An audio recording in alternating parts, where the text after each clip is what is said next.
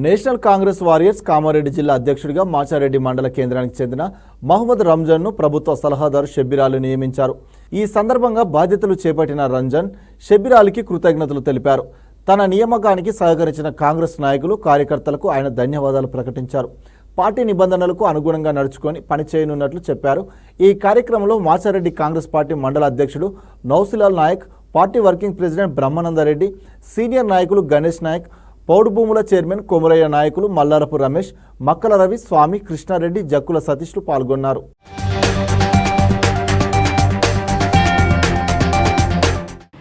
National Congress warriors Kamareddy జిల్లా అధ్యక్షునిగా ఎన్నికైనందుకు చాలా సంతోషంగా ఉంది.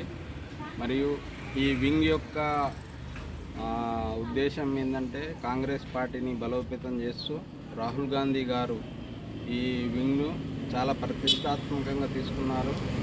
ఎన్సీడబ్ల్యూ చైర్మన్ దీపక్ జోషి గారు, national president Ashwin Mane, South India in charge Lakshmi Nair madam, state president Srinivas Katta, మరియు వీరందరికీ హృదయపూర్వక ధన్యవాదాలు. నన్ను కామారెడ్డి జిల్లా అధ్యక్షుని ఎన్నుకున్నందుకు ప్రత్యేకంగా మా షబ్బీర్ అలీ సార్ గారికి మరియు జిల్లాలోని మిగతా ఎమ్మెల్యేలకు నా హృదయపూర్వక ధన్యవాదాలు తెలియజేస్తున్నాను.